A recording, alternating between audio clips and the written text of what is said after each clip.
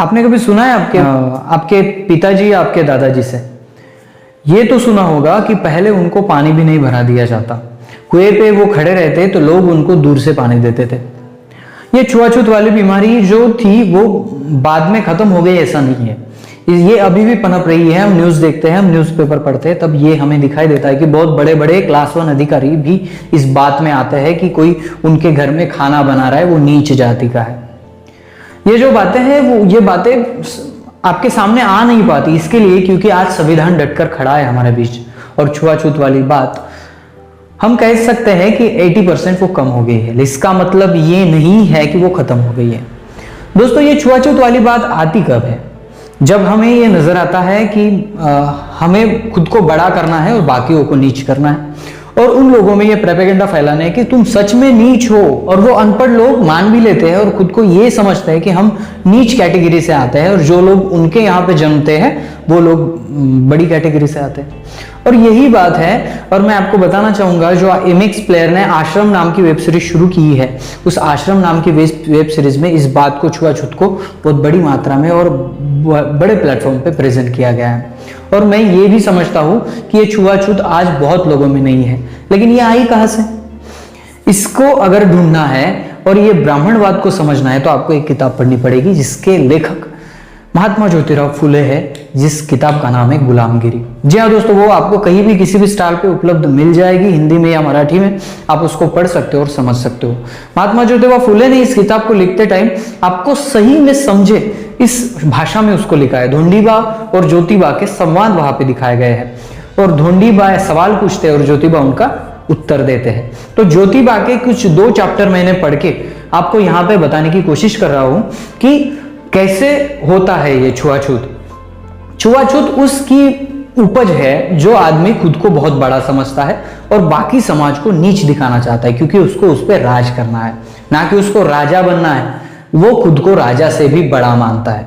और बात भी यही आती है कि इतिहास के सभी दरवाजे खोल के देखो कि राजा को भी कंट्रोल इन्हीं लोगों ने ज्यादा किया है।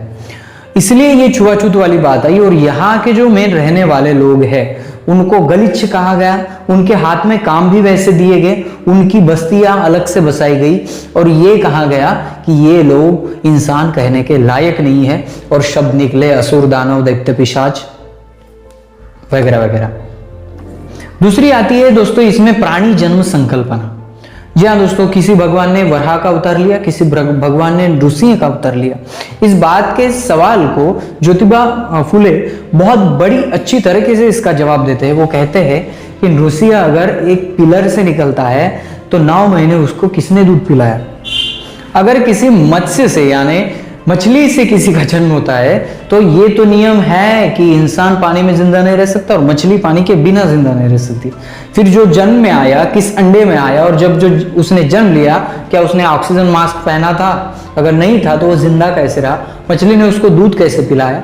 इन बातों को वो आपके सामने बड़ी सरलता से आपके सामने रखते हैं। इसलिए वो ये भी कहते हैं कि जो प्राणी जन्म संकल्पना है, प्राणी से किसी इंसान की जन्म हुआ या उत्पत्ति हुई, ये अगर कोई बताता है तो ये भी गलत है, क्योंकि वो चाहते हैं कि आप इनके भाकड़ कथा सुने और गुलामी में बने रहे। दोस्तों, भगवान की संकल्पना बहुत सारे लोग अपनी अपनी पद्धति से मानते हैं, पद्धति से आपके सामने लाते हैं, लेकिन महात्मा ज्योतिबा फुले ये कहते हैं कि भगवान की संकल्पना किसी भी 4 हाथ, 2 हाथ, 6 हाथ वालों की संकल्पना नहीं है।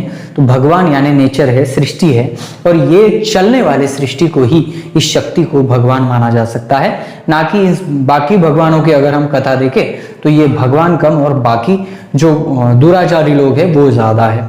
तो ये भी महात्मा ज्योतिराव फुले की किताब में ये एक लेने वाली बात है। वहां से सभी बातों को जानते हुए ज्योतिराव फुले कहते हैं कि आप अगर इनके पाखंड, भाकड़ कथाओं, पुनर्जन्म संकल्पना, आपके श्राद्ध, ये वो अमके डमके फलाने टमके में अगर आप फंसते हो तो आप गुलाम बन चुके हो, और गुलामी की संकल्पना यही से स्टार्ट होती है। अगर आप इनके प्रोपेगेंडे में आते हो, खुद का वजूद, खुद के नीति मूल्य अगर भूलते हो और लोगों के बहकाव में आते हो, खुद को शूद्र कहते हो या खुद को नीचा कहते हो, लोगों को बड़ा कहते हो, तो आपसे बड़ी गुलामगिरी कोई नहीं कर रहा है। महात्मा ज्योतिबा फुले का इस किताब में यह कहना है कि अगर आप खुद के लॉजिक से सोच नहीं सकते, अगर आप लोगों के बताए मार्ग पे चल रहे हैं, तो आप मानसिक गुलामगिरी कर रहे हो। तो आपको क्या लगता है, आप यह गुलामगिरी नहीं कर रहे? अगर नहीं कर रहे तो आप एक होशियार इंसान हो। अगर आप इसी रूढ़ी प्रथा परंपरा और इस उच्च नीच आटाड़ विटाड़ को आज भी लेकर चल रहे हैं, इस भाकड़ कथाओं को आज भी लेकर चल रहे हैं, तो मैं भी कह सकता हूं परखो, आप गुलाम हैं। दोस्तों, गुलामगिरी की संकल्पना जो महात्मा ज्योतिराव फुले ने यहाँ पे बताई, बहुत ही अच्छी तरीके से आपको समझाई है। तो मैं ये नहीं कहूंगा कि मैं वीडियो बनाऊंगा और आप देखेंगे, मैं ये कहूंगा कि किसी भी स्टॉल पे जाइए जहाँ पे बहुत बड़ी आम्बेडकराइट प्रोग्राम होता हो, उस स्टॉल पे आपको गुलामगिरी किताब जरूर मिल जाएगा। उस किताब को लीजिए, 50 रुपए का या 40 रुपए का किताब होता है। उस किताब को लीजिए और 10-15 दिन या 1 महीने में उसको पूरा पढ़ लीजिएगा। आपके जीवन की एक नई शुरुआत वहां से हो जाएगी। तो दोस्तों, इस संकल्पनाओं को देखकर गुलामगिरी की जो कंसेप्ट है वो आपके दिमाग से उतर गया होगा। तो मिलते हैं अगले वीडियो अगले टॉपिक के साथ। तब तक के लिए जय सेवा, जय जोहार, जय आदिवासी, जय गोंडवाना, जय भीम।